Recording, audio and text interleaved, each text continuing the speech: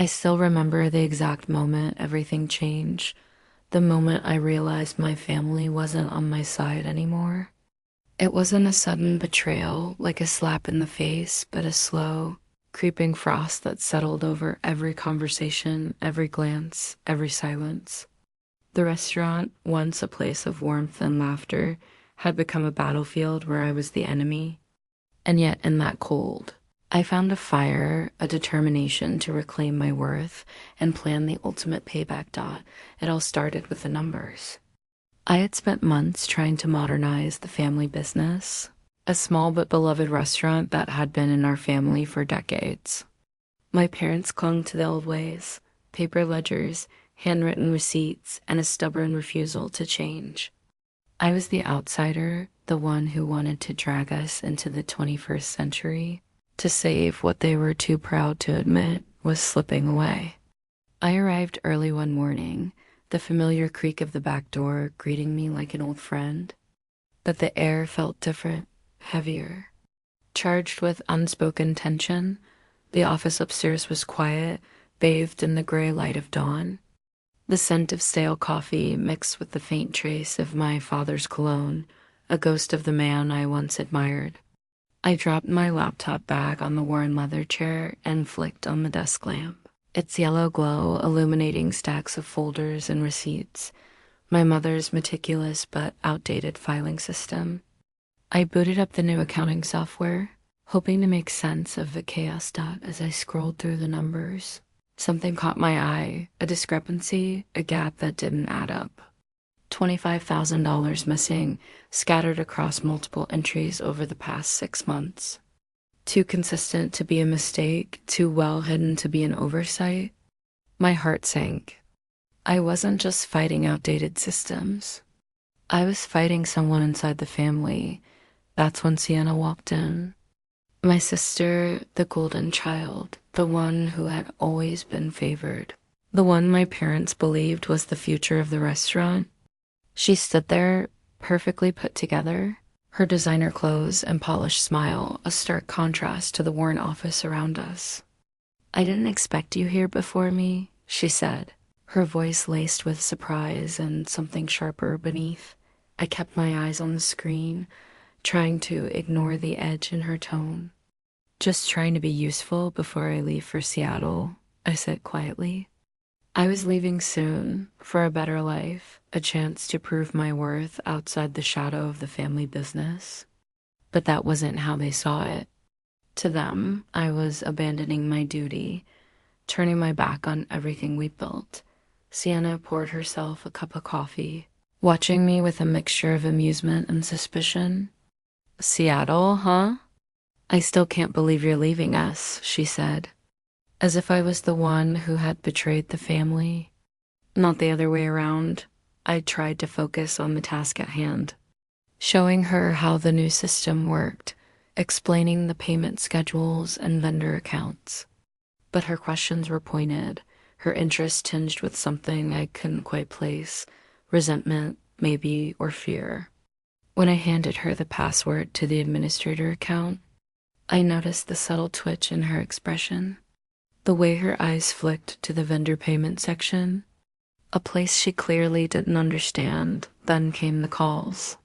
One after another, vendors demanding payment, confusion and frustration piling up like a storm. I logged into the system, heart pounding, only to find the payment queue empty. $70,000 worth of transactions vanished without a trace. My stomach dropped. I checked the audit logs, and there it was, a deletion entry timestamped during lunch under my account. I was stunned. How could this be? I hadn't touched the system while I was away. Someone had used my login to sabotage the business. And the worst part? My family believed the lie. Sienna was quick to point fingers, her voice trembling with fake concern as she called my parents. "It was her," she said. "Only she has access." My parents didn't hesitate. The accusations came fast and hard. Sabotage, betrayal, ungratefulness. I was the enemy, the saboteur, the one who had destroyed everything they'd worked for. The pain of their rejection was sharp, but what cut deeper was the coldness in their eyes, the refusal to even hear my side. They packed my things in a cardboard box, shoved me out the door like a criminal. The restaurant, my childhood, my family, all closed behind me with a final, unforgiving click. Outside, the rain began to fall, soaking through my thin blouse as I stood in the parking lot. The weight of their betrayal pressing down on me, but then a lifeline. Aunt Lorraine, my father's estranged sister, called.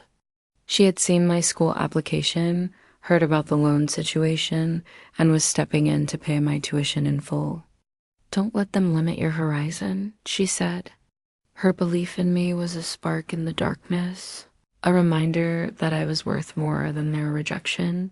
I moved to Tacoma, to her home, to a fresh start. The University of Washington campus was a maze of red brick and towering pines, both terrifying and exhilarating. I buried myself in my studies, mastering algorithms and databases, building a career far from the shadows of the family restaurant. Years passed. I graduated with honors, landed a job at a top analytics firm, and slowly rebuilt my life. The wounds of the past never fully healed, but I grew stronger, more confident, more determined. I was no longer the girl who had been thrown out in the rain. I was a woman with a future. Then, one day, the past came knocking.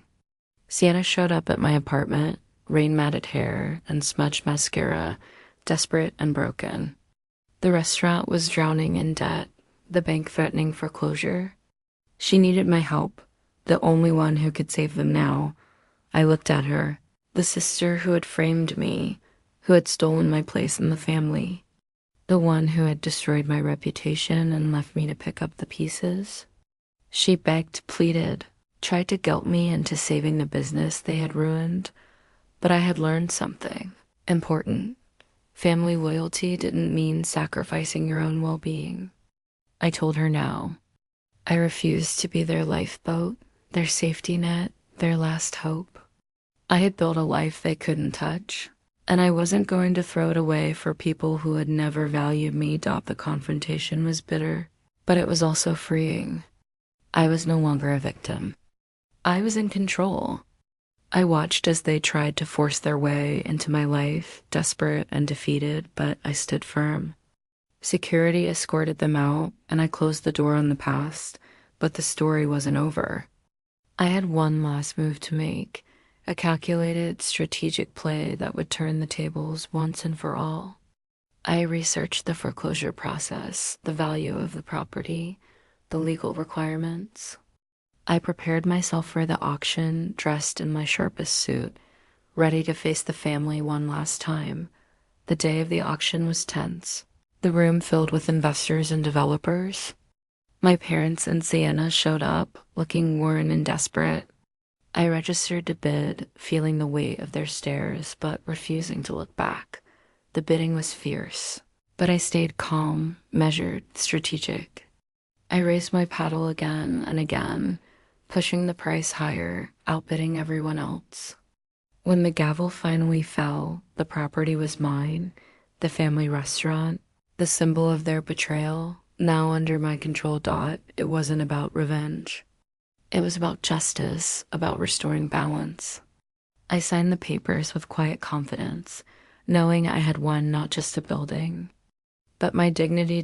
In the months that followed, I oversaw renovations, prepared the property for sale, and watched as the family business faded into the past. The money from the sale covered the debts, and the surplus went to my sister, who promptly lost it all in a risky investment. I didn't gloat. I felt only a quiet satisfaction, a sense of closure. I had taken back what was mine, not through anger or spite, but through strength and strategy. Now, as I stand on the edge of a new chapter, planning a trip to Iceland, I know I am free. Free from the shadows of my past. Free to build my own future on my own terms, sometimes. The greatest payback isn't a dramatic act of revenge. It's the quiet reclaiming of your life, your worth, and your peace. The days after the auction were a strange mix of relief and reflection. I had won the battle, but the war with my family was far from over. The restaurant, once a place of warmth and shared memories, was now a symbol of everything that had gone wrong and everything I had overcome. Walking through the empty dining room, the silence was deafening. Chairs were stacked on tables, the walls bare where family photos had once hung, and the air smelled faintly of old Greece and forgotten dreams.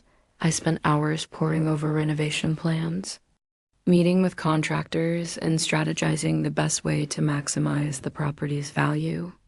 The building had dead bones, but years of neglect had taken their toll. The kitchen needed a complete overhaul, the dining area required modern touches, and the exterior desperately needed a facelift. Every decision I made was calculated, a step toward reclaiming control and turning loss into opportunity. Despite the professional focus, my mind often drifted back to the family I had left behind. My parents and Sienna had disappeared from the restaurant since the eviction notice was delivered. I heard through the grapevine that they were struggling, drowning in debt and regret, but I felt no sympathy. They had made their choices, and now they had to live with the consequences. One afternoon, as I reviewed bids from potential buyers, my phone buzzed with a message from Aunt Lorraine. "How are you holding up?" It read. I smiled, grateful for her steady presence throughout this ordeal. I typed back, "Better than I expected. Feels like I'm finally breathing again." Her reply was immediate. "You deserve that and so much more. Remember, this is just the beginning." Her words echoed in my mind as I closed my laptop and looked out over the city skyline from my apartment window. The rain had stopped and the sun was breaking through the clouds, casting a golden glow over the buildings. It was a new day, a new chapter, but the past has a way of lingering, refusing to be forgotten. A week later, I received a call from a former colleague at the tech firm. "Heard about your parents," he said casually over coffee. "They gave your sister the money from the sale, right?" I nodded, even though he couldn't see me. "Yeah, she invested it in some high-risk crypto scheme. Lost everything." There was a pause on the other end. "Wow, that's rough." I shrugged, though he couldn't see it. Patterns repeat themselves. I'm just glad I'm not part of that cycle anymore. The conversation left me with a strange sense of closure. The family I had once longed to be part of had chosen their own path, one of denial, deception, and destruction. I had chosen mine, one of resilience, growth, and freedom.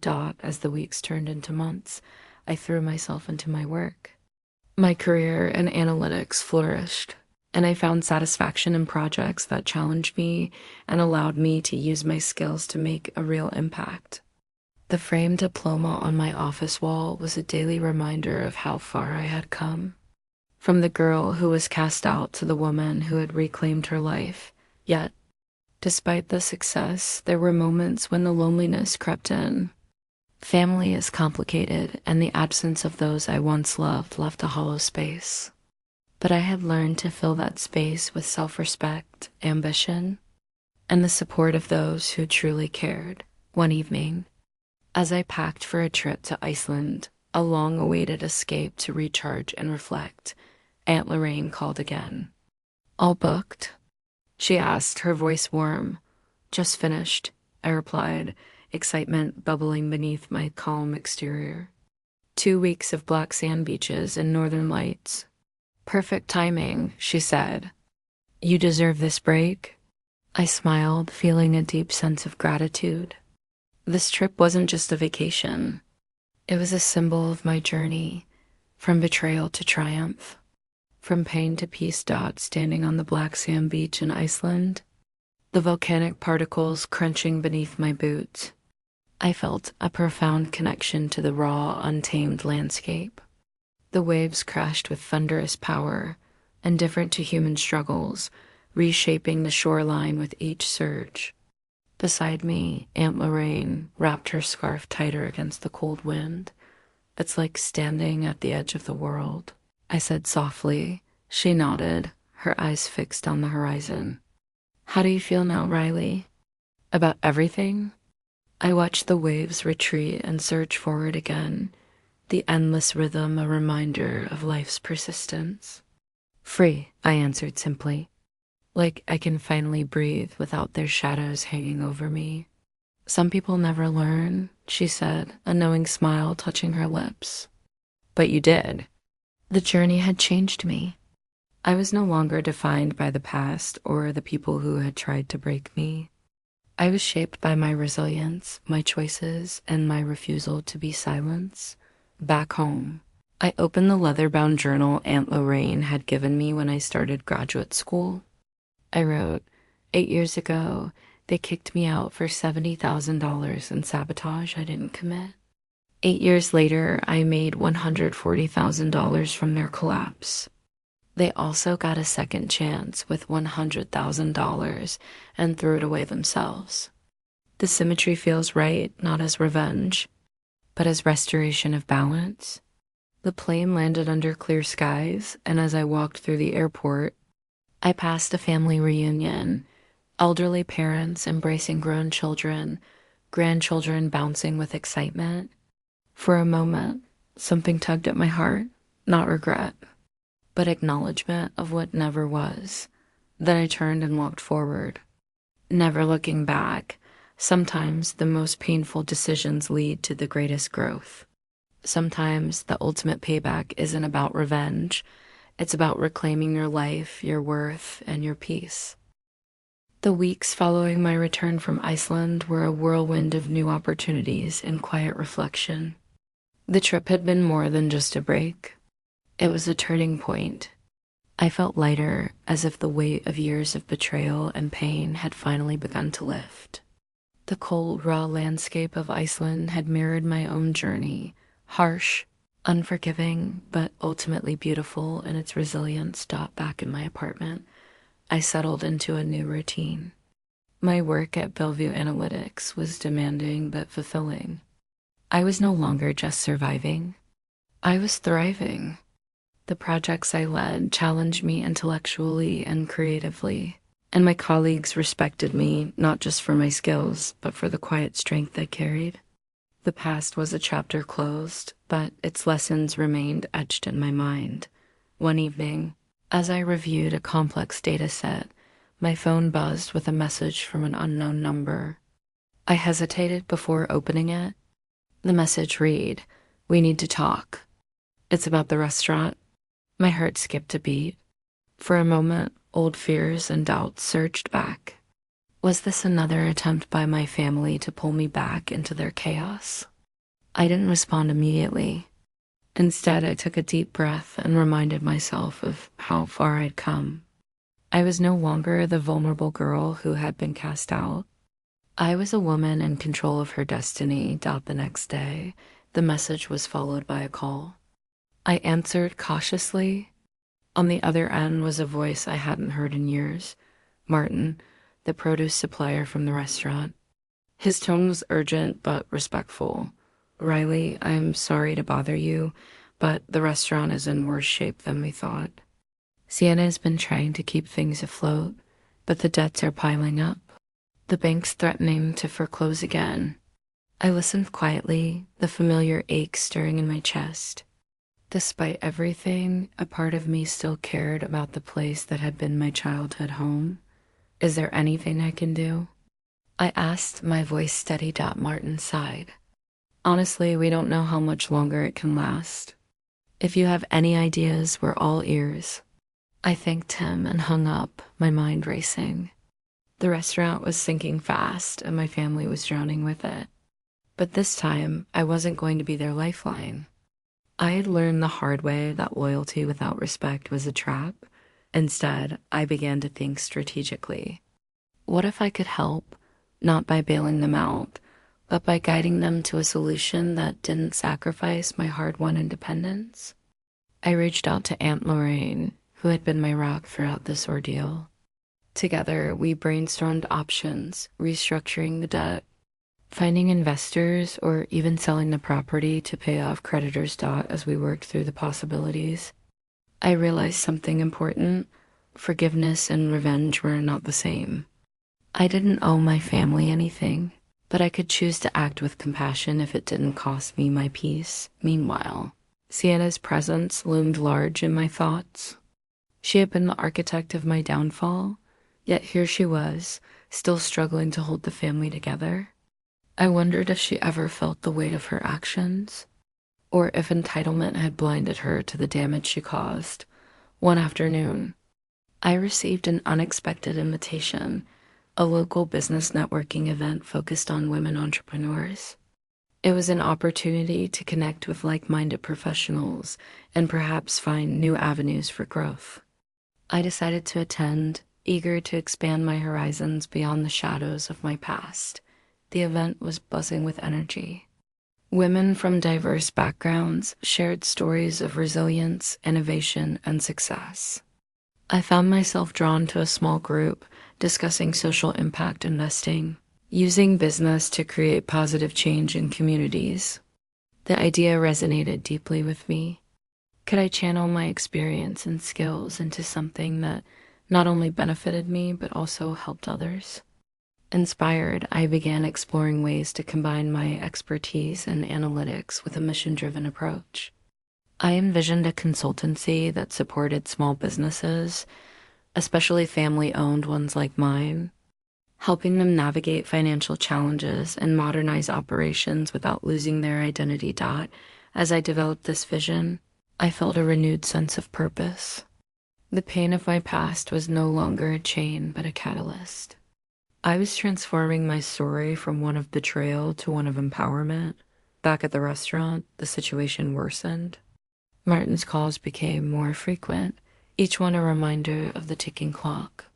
I knew I couldn't ignore it forever.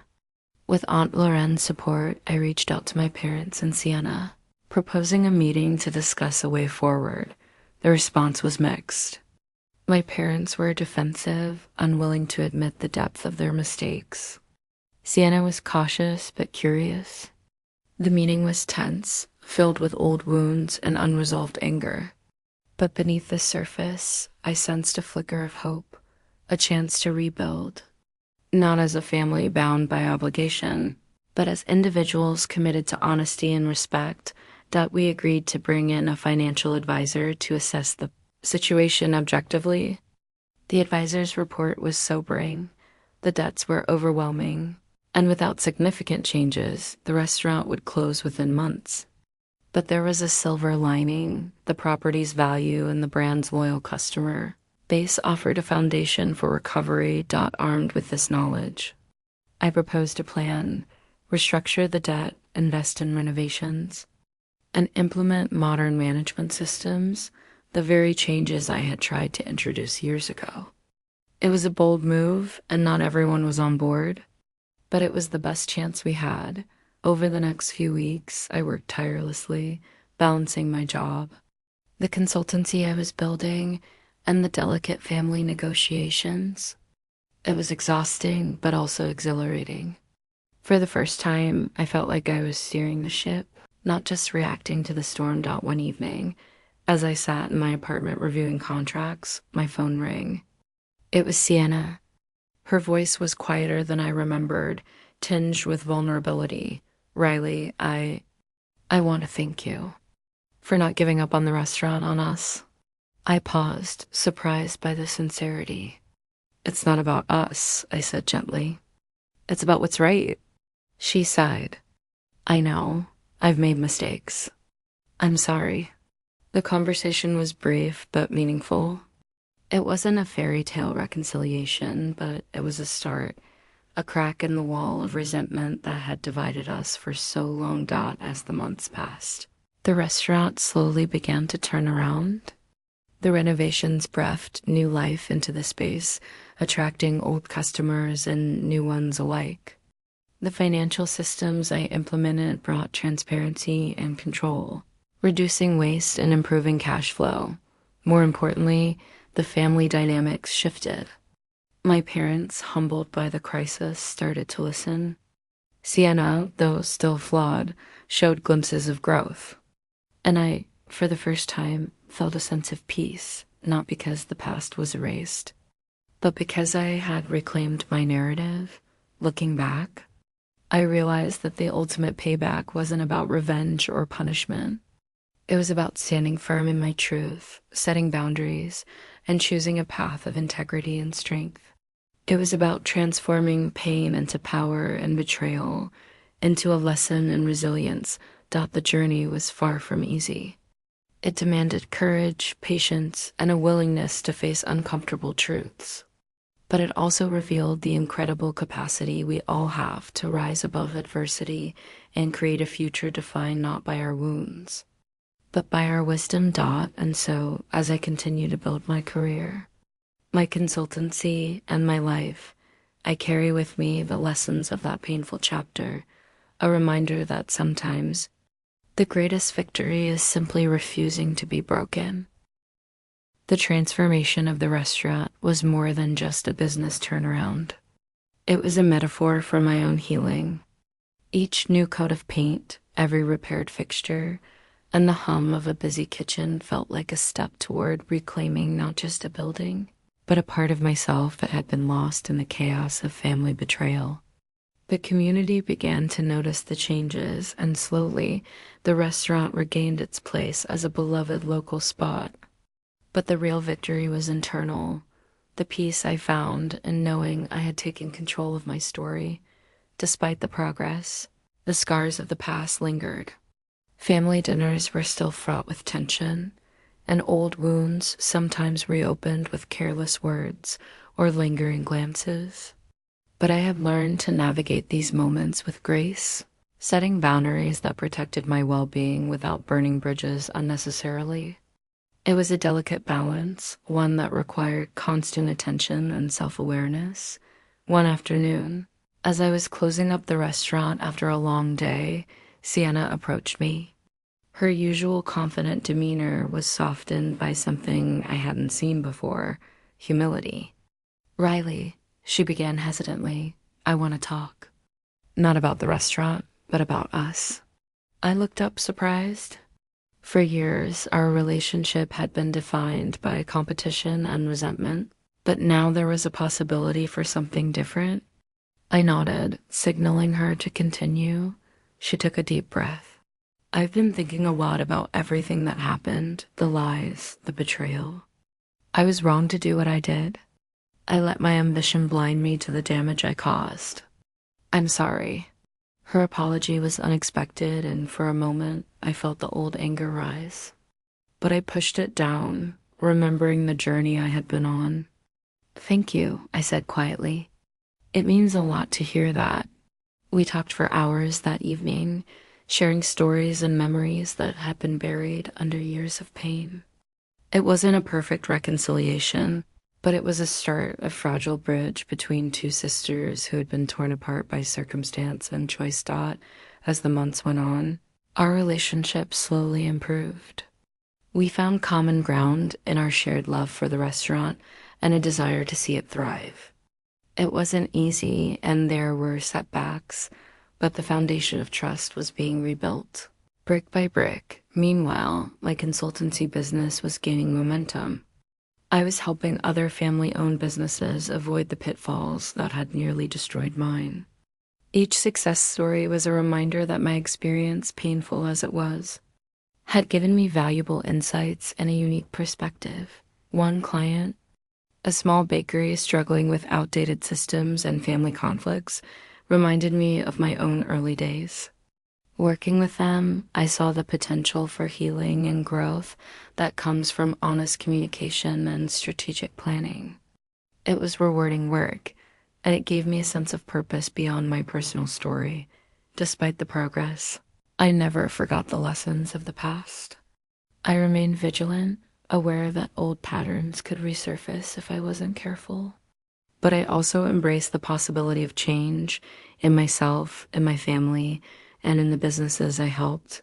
One evening, as I sat in my office reviewing a proposal, my phone rang. It was Aunt Lorraine, her voice warm and excited. "Riley, I have some news." A major investor is interested in your consultancy. They want to meet. The news was thrilling. It was a validation of the work I had done and a sign that my future was bright. I thanked her and began preparing for the meeting, determined to seize the opportunity. The investor meeting was intense but promising. They were impressed by my vision and the tangible results I had achieved with my clients. We discussed expansion plans, new services, and the potential to make a real impact on the local business community. Walking out of that meeting, I felt a surge of confidence. The path ahead was challenging, but I was ready. I had faced betrayal, loss, and rejection, and emerged stronger. Now, I was building something that was truly mine. As the consultancy grew, so did my sense of fulfillment. I was no longer defined by the mistakes of my family or the pain of the past. I was a leader, a mentor, and a force for positive change. Looking back, I realized that the ultimate payback had never been about revenge. It was about reclaiming my power, setting boundaries, and choosing a path of integrity and resilience. It was about transforming pain into purpose and betrayal into a catalyst for growth. The journey was far from over, but I faced it with a quiet strength and unwavering determination. I had learned that sometimes the greatest victory is simply refusing to be broken. The seasons changed, and with them, so did the rhythm of my life. The consultancy flourished, and the restaurant, once a symbol of pain and betrayal, became a testament to resilience and renewal. Each day brought new challenges, but also new victories, small moments of progress that reminded me why I had fought so hard to reclaim my life. One crisp autumn morning, as the leaves turned golden and the air grew cooler, I found myself reflecting on the journey that had brought me here. The memories of that fateful day when I discovered the missing $25,000 still lingered, but they no longer held the power to wound me. Instead, they served as a reminder of how far I had come. I was sitting in my office, surrounded by the hum of computers and the soft murmur of my team, when my phone buzzed with a message from an old friend. "Heard about your success. Proud of you." The simple words warmed me, a balm to the scars left by years of family conflict. As I looked out the window at the bustling city below, I realized that my story was no longer just about me. It was about the countless others who had faced betrayal, rejection, and hardship, and found the strength to rise above it. Inspired, I began working on a new project, a podcast series dedicated to sharing stories of resilience and empowerment. I wanted to create a platform where people could find hope, learn from others' experiences, and know they were not alone. The first episode featured a woman who had rebuilt her life after a toxic relationship. Her story was raw and honest, filled with pain but also with triumph. Recording her interview, I felt a deep connection, a shared understanding of the journey from darkness to light. As the podcast gained listeners, I received messages from people around the world, thanking me for giving voice to their struggles and victories. It was humbling and motivating, fueling my passion to continue. Meanwhile, the restaurant continued to thrive under new management. The renovations had transformed the space into a modern, welcoming place that honored its history while embracing the future.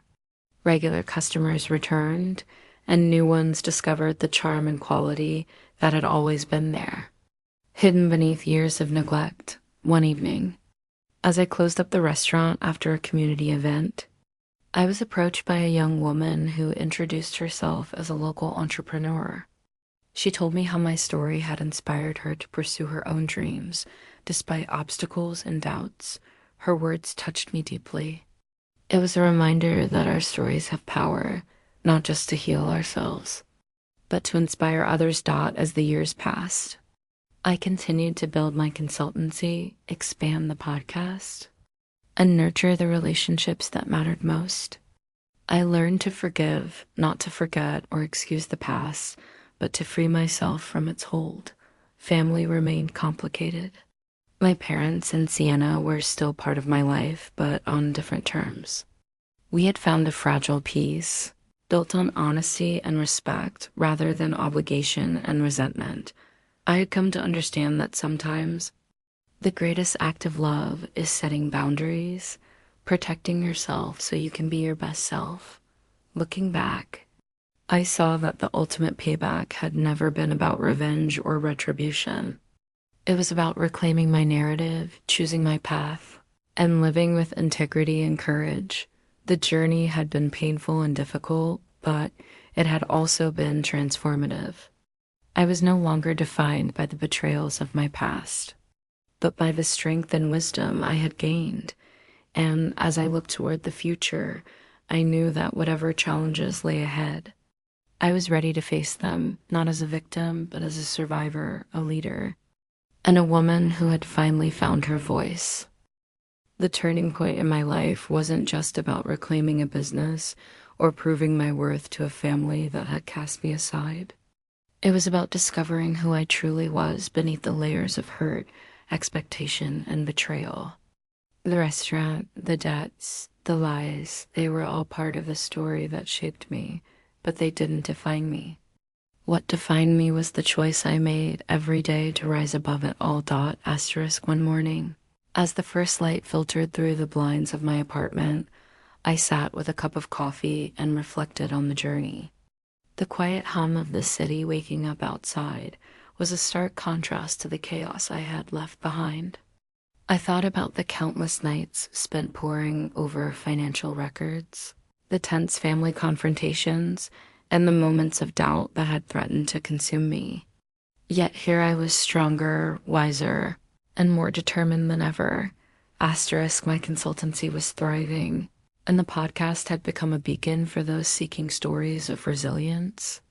But beyond the professional success, I felt a deeper sense of peace. I had learned that true strength wasn't about winning battles or exacting revenge. It was about forgiveness, growth, and the courage to move forward.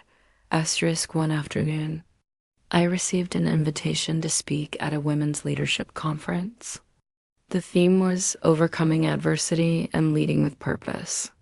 As I prepared my speech, I thought about the message I wanted to share, not just my story, but the lessons I had learned along the way.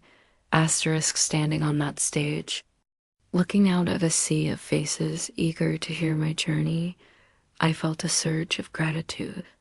I spoke about betrayal and loss, but also about empowerment and hope.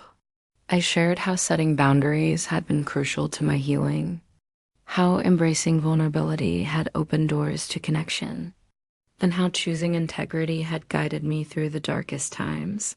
The audience responded with warmth and encouragement, and afterward, many approached me to share their own stories. It was a powerful reminder that we are not alone in our struggles, and that our experiences can be a source of strength for others. Back home, life continued to evolve. The restaurant had become a community hub, hosting events and supporting local causes. My family, though still imperfect, had found a new rhythm, one built on respect rather than expectation. Sienna and I had developed a tentative friendship, forged through shared history and a mutual desire to heal. We weren't the sisters we once were, but we were learning to be something new, partners in rebuilding what had been broken. One evening, as we closed the restaurant after a charity fundraiser, she turned to me and said, "Thank you, Riley, for everything, for not giving up on us." Her words were simple but profound. In that moment, I realized that the ultimate payback wasn't about proving them wrong or taking what was mine. It was about reclaiming my life, my peace, and my power, and in doing so, offering a chance for healing and hope. As I looked out at the city lights, I felt a deep sense of fulfillment. The journey had been long and painful, but it had led me to a place of strength and purpose. I was no longer defined by the betrayals of my past, but by the resilience and courage that had carried me through. And as I prepared for the next chapter, whether it be new ventures, New relationships or new adventures, I knew one thing for certain: I was ready. Ready to face whatever came next with an open heart and an unshakable spirit. Asterisk, because sometimes the greatest payback isn't about revenge. It's about rising, thriving, and living your truth. The months that followed the conference were some of the most fulfilling of my life. The connections I made, the stories I heard, and the impact I was able to have on others fueled a fire within me that I hadn't felt in years. It was as if every painful step I had taken was leading me to this moment of purpose and clarity. Asterisk. One morning, as I sat in my office reviewing a proposal for a new client, my phone buzzed with a message from an old friend I hadn't spoken to in years. Saw your talk online. Proud of you. The simple words brought a smile to my face and reminded me of how far I had come from the girl who was once cast out and misunderstood. Asterisk. That same day, I received an unexpected call from my parents. Their voices were tentative, almost hesitant. They wanted to meet, not to ask for money or favors, but to talk. I was cautious but agreed, knowing that closure was something I needed as much as they did. Asterisk. We met at a quiet cafe, the kind of place where conversations could be honest and uninterrupted. The air was thick with unspoken words as we sat down, the past hanging between us like a heavy fog. My parents looked older, wearier, their eyes reflecting regret and a longing for reconciliation. Asterisk. My father was the first to speak. Riley, we've made mistakes. We see that now. We were wrong to doubt you, to push you away. We want to make things right. Asterisk. My mother nodded, tears glistening in her eyes. We're sorry for the pain we caused. We want to rebuild our relationship, if you're willing. Asterisk. I took a deep breath, feeling the weight of years of hurt and hope collide. Forgiveness wasn't easy, and trust would take time to rebuild. But I also knew that holding on to anger would only keep me chained to the past. Asterisk. I'm willing, I said finally, but it has to be on new terms, with honesty, respect, and boundaries. Asterisk. The conversation that followed was raw and honest. We talked about the betrayals, the misunderstandings, and the pain. We acknowledged the damage, but also the possibility of healing. It wasn't a fairy tale reunion, but it was a start, a fragile step towards something better. Asterisk. In the weeks that followed, we began to rebuild our relationship slowly. Phone calls replaced silence, visits replaced avoidance. It was awkward at times, but it was real. And for the first time in years, I felt a sense of hope. Asterisk. Meanwhile, my consultancy continued to grow. I hired a small team of passionate professionals who shared my vision of empowering family businesses to thrive. Together, we developed workshops, online courses, and personalized coaching programs that reach clients across the country. Asterisk. One of our most successful initiatives was a mentorship program connecting young entrepreneurs with experienced business owners. Watching these relationships blossom was incredibly rewarding. It reminded me that no matter how difficult the past, the future could be bright. Asterisk. As the consultancy expanded, I also found time to nurture my personal life. I reconnected with old friends, explored new hobbies, and even began dating again. The wounds of the past still lingered, but they no longer defined me. I was learning to embrace joy and vulnerability in equal measure. Asterisk. One evening, as I prepared dinner in my apartment, my phone rang. It was Sienna. Can we talk? She asked. Asterisk. I hesitated, but agreed. We met at a quiet park, the autumn leaves swirling around us. Our conversation was honest and heartfelt. She shared her struggles, her regrets, and her hopes for the future. I listened, offering support without judgment. Asterisk. It wasn't perfect, but it was progress. We were no longer adversaries, but sisters trying to find common ground. Asterisk. Looking back, I realized that the ultimate payback had never been about revenge or retribution. It was about reclaiming my power, setting boundaries, and choosing a path of integrity and resilience. It was about transforming pain into purpose and betrayal into a catalyst for growth. Asterisk, the journey was far from over, but I faced it with a quiet strength and unwavering determination. I have learned that sometimes the greatest victory is simply refusing to be broken. The turning point in my journey came unexpectedly during a quiet evening when I least expected it. I was sitting in my apartment, the soft glow of the city lights filtering through the window, when a knock at the door startled me. Opening it, I found a familiar face, an old mentor from my early days in the tech industry. She smiled warmly, her eyes reflecting the wisdom of years and the kindness of someone who had seen me through my darkest moments. Asterisk, Riley, she said, stepping inside. I've been following your journey. You've come so far. Asterisk, her words touched me deeply. We spent hours talking, sharing stories of struggle and triumph, and she offered guidance that reignited my passion for innovation and leadership.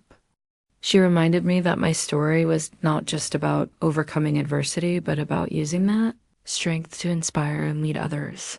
Asterisk, inspired by our conversation.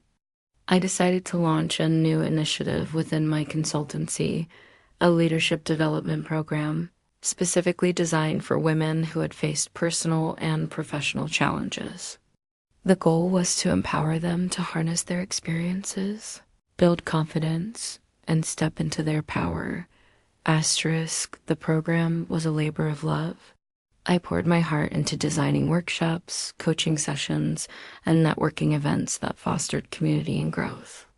Watching the participants transform was incredibly rewarding.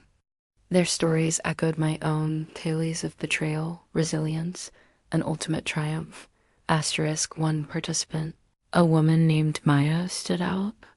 She had left a toxic family business behind and was determined to build something new.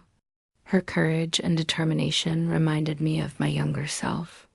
Mentoring her became a source of inspiration and joy. Asterisk, as the program grew, so did my sense of purpose. I realized that my greatest payback wasn't about reclaiming what was lost, but about creating something new. A legacy of empowerment and hope. Asterisk, meanwhile, the restaurant continued to thrive under new management, becoming a symbol of community and renewal. The renovations had transformed the space into a vibrant hub where people gathered to celebrate, connect, and create memories. It was a far cry from the place of pain it had once been. My relationship with my family remained complex but evolving. We had learned to communicate with honesty and respect, acknowledging our past while focusing on the future. It wasn't always easy, but it was real. One afternoon, as I walked through the restaurant during a busy lunch service, I caught sight of Sienna in the kitchen, her face focused and determined. For a moment, I saw not the sister who had betrayed me, but a woman striving to make amends and build something better. Later that day, we sat down for coffee, sharing stories and laughter. It was a small step, but a meaningful one, a sign that healing was possible. As I reflected on the journey, I understood that the ultimate payback was not about revenge or punishment. It was about reclaiming my narrative, choosing my path, and living with integrity and courage. It was about transforming pain into purpose and betrayal into a catalyst for growth. The road ahead was still uncertain, but I faced it with confidence and hope. I have learned that sometimes the greatest victory is simply refusing to be broken, and so, with each new day, I continued to rise, not just for myself, but for all those who had been silenced, cast aside, or underestimated. Because true strength lies not in tearing others down, but in lifting yourself up and shining your light for the world to see. The momentum I had built over the past few years was undeniable, but with growth came new challenges. Balancing the demands of my consultancy, the leadership program, and the ongoing complexities of family relationships required a level of resilience and focus I hadn't known I possessed. Yet, every obstacle was a reminder of how far I had come. From the girl who was cast out to the woman who now led with purpose. One morning, as I prepared for a major presentation to a potential investor, I felt a familiar flutter of nerves. Public speaking had never been easy for me, but I had learned to channel that energy into passion and authenticity. The stakes were high. This investment could take my consultancy to the next level. Expanding our reach and impact. The presentation went better than I could have hoped. The investors were impressed not only by the numbers and growth projections, but by the story behind the business, a story of resilience, empowerment, and transformation. They saw the potential to make a real difference in the lives of women and families struggling to overcome adversity. After the meeting, I received a call from Aunt Lorraine.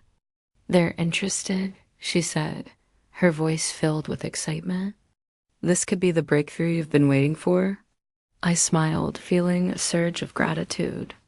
The journey had been long and difficult, but moments like this made it all worthwhile. As the consultancy expanded, I also made time for personal growth. I enrolled in mindfulness and meditation classes, learning techniques to manage stress and cultivate inner peace. These practices became essential tools, helping me stay grounded amid the whirlwind of responsibilities. One evening, after a particularly intense day, I sat on my balcony watching the city lights twinkle below. The cool breeze carried the sounds of distant traffic and laughter from nearby cafes. I reflected on the journey, the betrayals, the setbacks, the victories, and felt a profound sense of gratitude. I had learned that true strength wasn't about perfection or control. It was about embracing vulnerability, seeking support, and choosing compassion for myself and others. The restaurant, too, continued to evolve. New events and community initiatives brought fresh energy, and the staff worked tirelessly to create a welcoming atmosphere.